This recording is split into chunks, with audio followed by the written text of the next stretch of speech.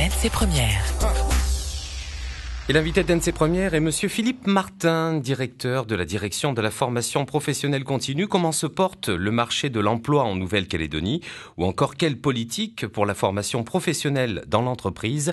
Thierry Belmont. Bonjour Philippe Martin. Bonjour. Êtes-vous adepte du credo « L'emploi passe d'abord par une bonne formation professionnelle » ? Je ne pourrais pas dire autre chose étant directeur de la formation professionnelle, mais les chiffres le prouvent également. C'est-à-dire que les demandeurs d'emploi les moins qualifiés sont ceux qui trouvent moins facilement d'emploi, qui restent le plus longtemps chômeurs. Et l'économie calédonienne requiert de plus en plus de salariés qualifiés. Et c'est quoi une bonne formation professionnelle ? C'est une formation qui permet de s'insérer. Voilà, donc c'est un des critères essentiels d'une bonne action de formation professionnelle, c'est qu'elle permette à ceux qui en bénéficient de s'insérer professionnellement dans le tissu économique calédonien. Oui, ça veut dire se former aussi là où il y a de la demande, mais il faut tenir compte des envies et des capacités de chacun, et ce n'est pas toujours facile, vous l'avez dit, les entreprises recherchent de plus en plus de technicité. Tout à fait. Alors en fait, c'est tout l'enjeu de la formation professionnelle au sens large, pas uniquement continu. C'est de mettre en adéquation finalement les individus, les viviers en quelque sorte, leurs caractéristiques et leurs attentes sociales, et les besoins de l'économie, les besoins des entreprises de Nouvelle-Calédonie. Lorsque cette adéquation n'existe pas, évidemment, l'action de formation professionnelle vise à corriger cette inadéquation en permettant à des personnes de se qualifier dans les métiers dits porteurs, les métiers en tension que connaît l'économie calédonienne. Alors c'est un exercice difficile. D'abord, il faut avoir une bonne appréciation des viviers, de leurs caractéristiques, de leurs attentes. Et puis aussi, il faut avoir évidemment une bonne appréciation des besoins de l'économie. Or, on sait que ces besoins varient dans le temps en fonction de la situation économique, en fonction de la conjoncture internationale, en fonction des politiques publiques d'investissement particulièrement. Et d'autre part, il y a une difficulté qui apparaît, c'est que le temps de formation est un temps qui est parfois relativement long. Or, le temps de l'économie, c'est le temps de l'immédiateté. Un employeur va vous dire, moi j'ai besoin de quelqu'un aujourd'hui, mais je ne suis pas sûr d'en avoir besoin dans 3 ans. Alors comment faire justement pour faire face à la demande ? Alors comment faire la façon qui paraît la plus évidente, mais qui est en fait la plus complexe, c'est d'anticiper.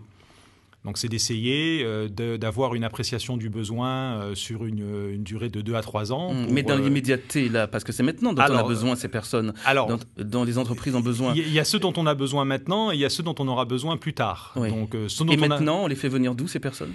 Alors, on ne les fait pas venir, on essaie de ne pas les faire venir, on essaie justement de trouver dans le vivier de la Nouvelle-Calédonie. Pour nous, c'est un devoir moral, mais c'est aussi une obligation juridique. Nous avons une loi sur l'emploi local.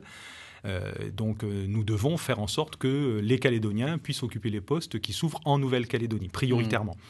À compétences et qualifications égales. Mais s'il n'y a pas la qualification sur place ? S'il n'y a pas la qualification sur place, le cas est prévu, bien évidemment. Donc, il y a un constat de carence qui est établi par la commission paritaire de l'emploi local. Et donc, l'employeur est autorisé éventuellement à embaucher quelqu'un qui n'est pas citoyen ou qui n'a pas une durée de résidence suffisante. Donc, évidemment, ça permet une certaine variable d'ajustement. Cette variable d'ajustement n'est pas aussi souple que celle qu'on peut rencontrer dans des pays continentaux, comme la France, ou dans des États de la zone qui ont une politique d'immigration choisie qui est différente de la Nouvelle-Calédonie. En tout cas, nous, notre ardente obligation, et à laquelle nous souscrivons bien évidemment, c'est de faire en sorte que le maximum de postes offerts en Nouvelle-Calédonie soient occupés par des Calédoniens, quel que soit le niveau de qualification requis. Alors, vous le disiez, vous aviez une vision sur l'avenir. Est-ce que vous avez identifié ce vivier possible pour occuper certains emplois en demande ? Alors, l'appréciation de ce vivier n'est pas parfaite, loin de là. Pour plusieurs raisons. D'abord, nous n'avons pas pour l'instant un système d'information global qui permette de suivre un individu de sa scolarité jusqu'à son entrée dans l'emploi. Donc parfois, nous avons des ruptures dans les parcours et nous perdons de vue un certain nombre de personnes qualifiées, en tout cas diplômées. On serait surpris de voir combien de bacheliers nous échappent, en fait, y compris des bacheliers généraux. Je ne parle pas que des bacheliers professionnels ou technologiques. Tous les bacheliers peuvent nous échapper. Et du coup, nous n'avons pas une appréciation fine de la capacité, finalement, de ce vivier à occuper des emplois. D'autre part, il y a une problématique qui est celle du retour à l'emploi ou de la volonté de personnes de ne pas immédiatement accéder à l'emploi. Je finis mes études initiales, j'ai besoin de faire une pause et je reviendrai un peu plus tard. Sauf que ce un peu plus tard, évidemment, nous pose problème puisque la personne peut perdre de la compétence. Donc, il faut absolument que nous trouvions une solution pour susciter finalement les vocations, susciter auprès des jeunes particulièrement l'envie de se faire connaître auprès des différentes structures qui sont à leur disposition, au moins pour que nous puissions savoir qu'ils sont là et avec quel diplôme, avec quelle qualification, avec quelles compétences. Même s'ils ne cherchent pas un emploi dans l'immédiat, que nous puissions apprécier ce qu'ils sont. Alors, on a plusieurs manières de le faire. Hein. On a évidemment les données qui nous viennent des services de placement. On a aussi les données qui nous viennent de toutes les structures, les missions locales, les MIGE. Mais nous avons également nous allons lancer avec l'ISEE une grande enquête sur les forces de travail, qui est la première en Nouvelle-Calédonie, qui va permettre d'avoir une appréciation beaucoup plus fine, beaucoup plus intéressante, beaucoup plus approfondie du vivier potentiel de personnes qui sont récupérer ces jeunes bacheliers, ces personnes qui pourraient occuper ces emplois, c'est finalement leur donner envie d'une certaine manière, c'est ça ? C'est leur donner envie de trouver un emploi, c'est leur dire que c'est possible, que c'est pas parce que... Alors, y compris d'ailleurs pour des jeunes qui n'ont pas de qualification. Si on a le temps, on discutera des dispositifs que nous mettons en place pour justement donner des compétences d'employabilité à ces personnes qui sont loin de l'emploi. Mais en tout cas, expliquer qu'il y a énormément de dispositifs en Nouvelle-Calédonie. Nous sommes un territoire très bien doté de ce point de vue-là.